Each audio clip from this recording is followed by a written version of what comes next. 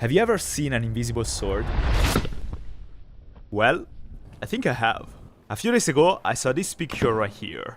That is an invisible sword. And now I want one. Just like that. A sword that's not only invisible, but also indestructible. And sharp. A sword that's basically like a normal one. But that you can't see. I'm gonna build one. Not sure how yet, I'm gonna have to figure it out. And then I'm gonna test its sharpness and durability against increasingly harder targets. The first step was choosing the right material. And the first one that popped into my head, well, it was glass. Glass is transparent, when it's cleaner than that, and you can make it pretty sharp by using a diamond stone like I did here. But even though there are some kinds of glass that can be more resistant than usual, and even indestructible, according to the companies that sell them, the problem with glass is that glass is glass, and glass breaks. At least way too easily to make a katana out of it. But there is another material that not only is transparent, but it's 10 times more impact resistant than steel by weight. I'm talking about polycarbonate. It is generally used for riot shields, armored vehicles, safety glasses, and other indestructible items. And because of all that, it sounds like the perfect material for the job. But I kinda still wanna see for myself how hard it actually is. To find that out, I'm cutting out a small sample from the panel I'm planning to use for the katana. And the idea is to hit the polycarbonate as hard as I can with this unnecessarily big sledgehammer. 3, 2, 1. And well, I'm not exactly sure what just happened. I only know that even though both sawhorses broke because of the impact, the polycarbonate panel is completely fine. This thing has one scratch, but you can't even feel it. It's not even bended or anything, it's like insane. And since polycarbonate is clearly resilient, meaning it can bend, like a lot, without breaking, it's definitely my best option. So to make the katana, I got a big panel of polycarbonate, 2 meters by 0.5 and 12 millimeters or 0.47 inches thick, which is also the maximum thickness I could find for this material. And this is gonna be the invisible and indestructible body of the sword. Now, to cut the right shape out of the panel, I'm gonna use tape. What I mean is that tape should make it easier to draw the consistent curve of the katana on the panel. And then I can use that as a reference for the actual cut. And after outlining the tip, the edge, and completing the handle, I can start to see the final shape of the sword. There is just one thing to point out. I involuntarily made this thing big. Like, way too big. It's basically twice as large as a normal katana. And I'm not sure if I should be excited, because the katana is massive and it's gonna be powerful, or worried, because the katana is massive and I might not be able to even lift it. But after making a few scientific tests, I realized that because polycarbonate is so much lighter than steel, it shouldn't be a problem to swing the sword, even if it's that big. And so, I'm not worried anymore. I'm just really excited instead. Then I used a jigsaw to cut out a smaller perimeter around the sword, so that it's gonna be easier to work with it in the next step. And after doing that, it became even more noticeable how big this thing is gonna be. Now the next step is to crop the actual shape of the sword out of the panel. And to do that, I'm gonna use a bandsaw. Then after cutting the shape, I can remove the protective film, and I'm gonna be able to see if the sword actually looks invisible. The problem is that bandsaws don't look too friendly, and most importantly, I don't exactly know how to use one. So I got pretty nervous. I already cut one part. I forgot to film. I cut it really bad. You see? The good thing is that I need to follow the interior line, this part inside here. So my terrible cut wasn't actually a big deal, for now. Then I cut the extra material out of the other side of the katana, and like that, I was getting closer. Now comes the hardest part. I need to follow these lines here and be precise. Now this is definitely scarier. And I don't mind my fingers being close to a deadly saw, but making a mistake here means removing material out of the final katana, and potentially having to start from zero. Luckily though, I was getting the hang of it. And after removing the extra material from the handle, I'm fixing the final details on the belt grinder, as you can clearly see here. Anyways, like that, the first step to make the sword is complete. I'm also happy to see the weight of the katana is not a problem at all. It's not too light, not too heavy, and the katana is not bending on itself, which means I'm definitely on the right track. And now, a few seconds of silence while I remove the plastic wrap.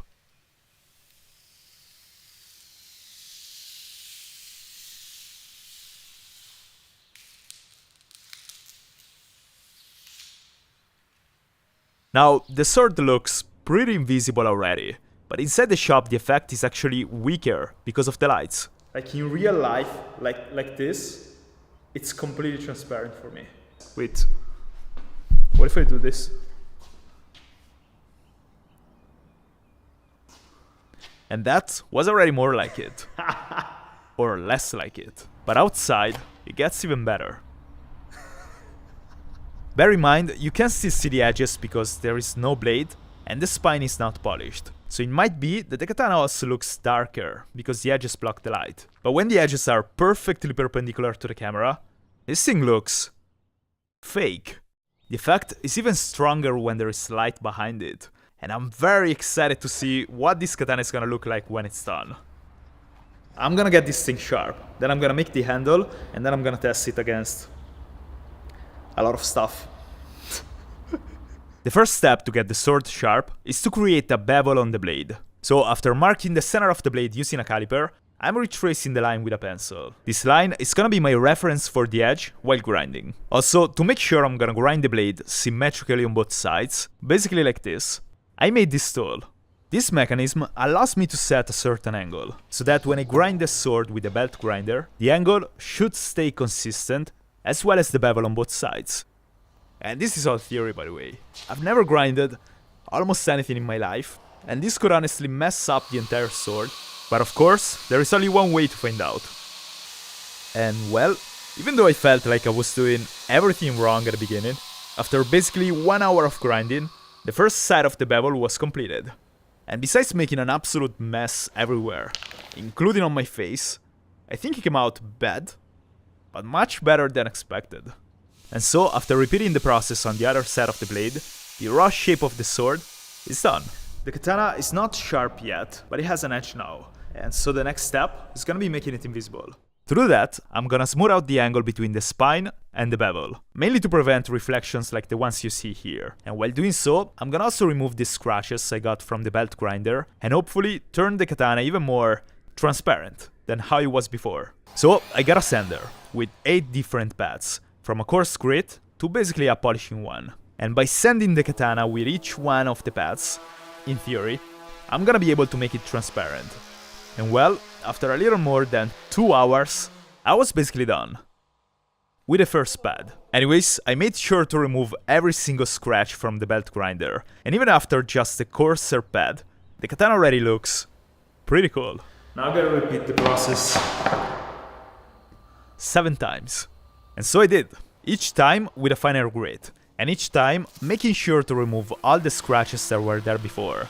And after about 1 hour and something, I was using the final pad.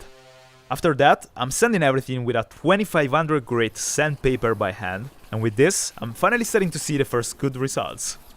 Now it's looking good. When it's wet, it looks great.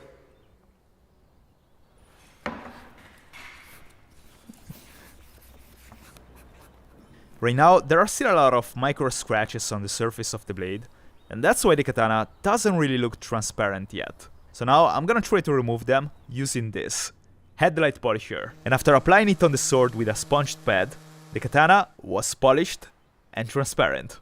There is just one problem that I'm realizing literally right now. I forgot about physics. Yeah, wanna know what happens when a block of transparent material has variable thickness like in my case? Distortion. That's what happens. And so even though the katana looks good, and it's transparent, when you look through it, it's gonna always distort the objects behind it. Basically like you see here. And even though I actually like this katana, and I spent 3 days working on it, I already wrote the title of this video, and I don't wanna clickbait you. So the sword has to be more invisible than that. Now, the problem is that I would always need a bevel to make the sword sharp, and a bevel creates distortion. But what if? What if I try to keep the thickness consistent as long as I can, and then make a really short bevel? By doing that, in theory, the entire sword would be invisible, and only a small part of it would create distortions. So, to confirm the theory, I tried making a small sample with this new concept, and it turned out honestly great. Let's make another sword. So, I drew a new sword, cut it out of the panel with a bandsaw, flattened the edges, And like that, I had the new raw shape of the katana. Then I made a new, shorter bevel on the belt grinder. And even though this took a while, like a long while, the new edge came out so much better than the old one. So after polishing it, and polishing the spine of the blade, and turning my hand into a tomato, after 1 day of work, the final blade is ready. You can obviously still see the bevel, and the bevel still distorts what's behind it. But besides that, now the entire blade is completely transparent. For comparison, this is how version 1 of the katana looked, and this is how it looks now. I really like this, and the more I look at this thing, the more I can't wait to test it. The katana is also pretty sharp now, and I know that because I randomly hit the dummy's head with the blade, and this happened. So yeah, it cuts. At this point, to complete the katana, I gotta make the handle and the guard. Katana guards are pieces of art. They're often handmade and they just look awesome. But I'm a minimalist, so mine is just transparent. I actually tried to do something fancier, but I ended up right away with a chubby Pac-Man. And then it took me 1 day to make this hole, but at least it fits nicely on the katana. And at this point, I only got the handle left. So my initial plan was to use the acrylic block and then carve a handle out of it. But besides that taking a lot of time, I fear it would probably not come out as transparent as I wanted. Because following the plan, I need to make a hole into the block and then fit the handle into it. And the problem with holes is that they are really hard to polish. Moreover, I only need to add just a few extra centimeters on the thickness of the handle. So why can't I just glue extra polycarbonate to it and then shape everything as a handle? Well, I tried on a smaller sample first, using super glue, and it honestly worked perfectly. It's actually really strong. I hit it here, and it didn't move. So I cut 2 pieces of polycarbonate with the same dimensions of the handle, and after placing an entire super glue bottle on each side of the handle, I glued the 2 pieces to it. Now I need to smooth the edges and also reduce the thickness of the block in order to get the shape of the final handle. And I'm saying this just because there is no way for you to tell, but I got a big smile under the mask there. Mainly because after grinding for 30 minutes, I was really happy about how the handle was turning out. I swear it's not dandruff. Besides that, the tape I put on the guard to protect it didn't protect the guard at all, but it created a sort of pattern that somehow reminds me of anime stuff, so I think I'm gonna keep it this way. And since the handle already feels pretty good in my hands, I simply finished it by polishing it, as I previously did with the body of the sword. And even though it was completely random, the glue created a unique effect on the handle. It kinda looks like ice. Anyways, with this, the katana is finally completed. And honestly, I don't think it looks cool. I think it just looks like I'm about to start my own anime revenge arc when I'm holding this thing. I absolutely love it. Of course, you can still see the edge, but everything else is basically transparent, especially when there is ground or objects behind it.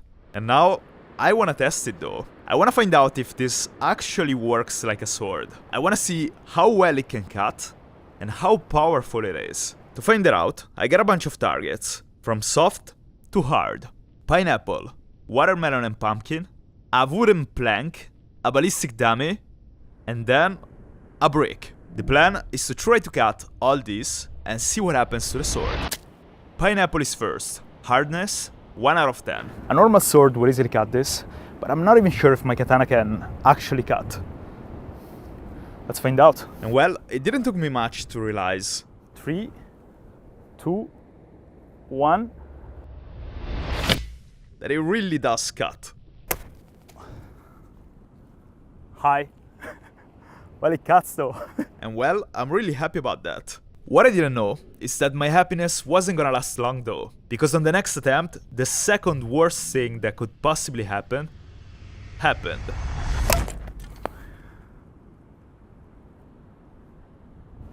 No, I wasn't expecting this at all.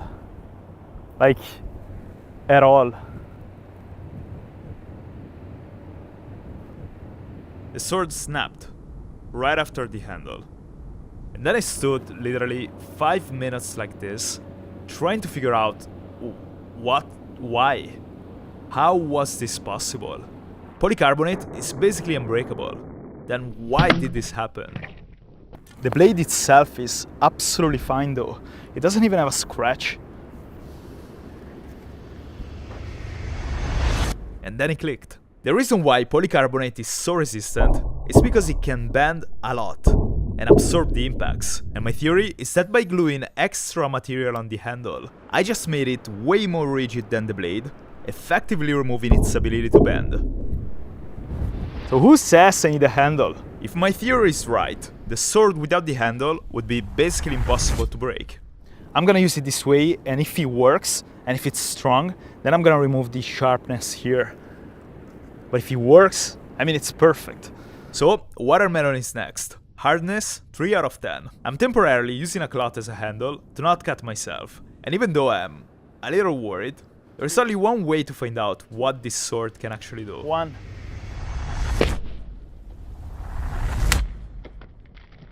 And luckily, it went through the watermelon without problems. It doesn't cut clean, probably because of the thickness of the blade, and the fact that the blade bends a lot. But so far, it cuts. By the way, I'm gonna eat this one. Next, pumpkin. Hardness 5 out of 10. And this is not a normal pumpkin, besides the shape. But even my supersonic chain whip struggled to slice one of these. It's like, it's way harder than it looks. And yet, the katana actually sliced this one. And also pretty easily. The cut is also fairly clean this time. And once again, the blade is completely fine. Now, I'm getting to the hard targets though. The next one is a wooden plank. And it's pretty thick too. So, I think there are 3 possible ways this can go down. The katana could snap and break in half. It could bend pretty badly and stay bended. Or, but it's unlikely, it will break the wood. To find out, I set up the wooden plank and I fixed the bottom and the top so that it doesn't move when I hit it. The problem is that I still haven't figured out how strong this blade actually is. And at this point, I really have no idea what's gonna happen. Alright, let's just do it. 3, 2, 1.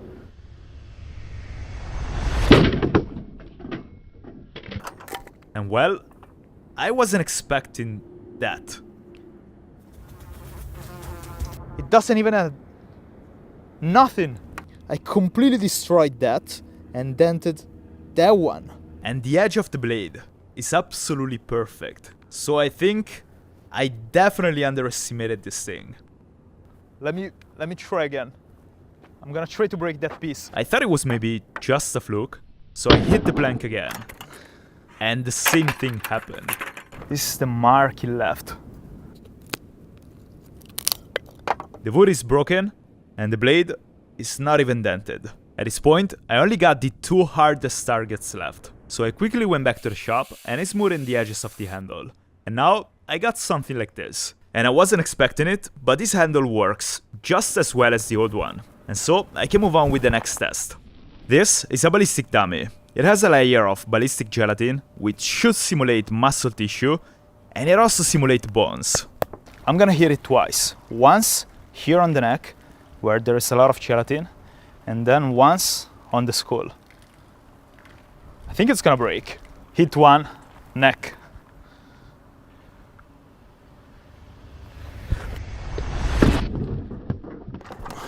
I'm checking the blade right away to see if it's chipped or it cracked, but it's perfect. Alright. Also, the dummy looks fine though. It didn't seem like the blade went through at first. Oh yeah, I cut it. Oh no way. And then I saw it. I don't know if you can see, but I cut it right here. And it turns out, the katana not only sliced the gelatin and went deep, Oh my god. but it actually shattered the bones below it. That is a piece of bone. It's insane because after the handle I thought it was gonna be an absolute fail. And instead, the edge of the katana was as sharp as when I started testing it. This thing is insane. I love it. Anyways, now I'm gonna go for the head. 3, 2, 1.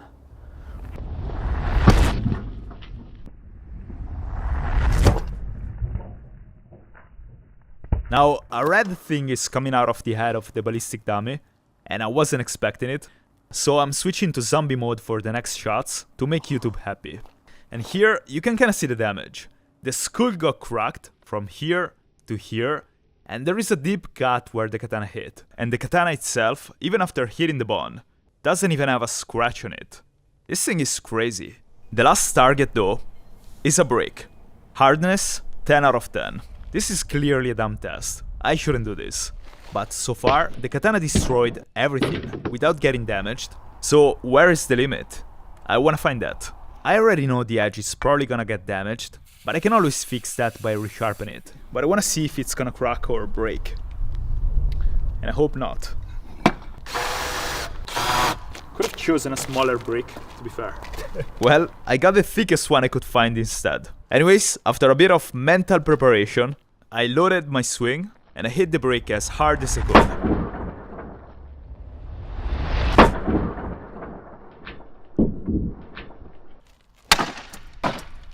Honestly, this is a win. Little chips and damage on the brick. Now, I wanna also try to hit a smaller brick and see what happens to the katana and the brick. And this time, the katana actually broke the brick. And I was definitely happy about it. But the best part for me is not even the broken brick. It's the fact that after all that, this is the only damage on the blade. Then I went back to the workshop, and after fixing it and polishing it, the blade itself has a few scratches, but the edge is basically brand new. Next, I'm gonna build an insanely powerful slingshot. Subscribe to see when it will come out. And also, let me know in the comments what you wanna see me build after that one. If you like my videos, you can also get behind the scenes and early access to the videos on Patreon, as well as your name at the end of the video, like you see here. Check it out!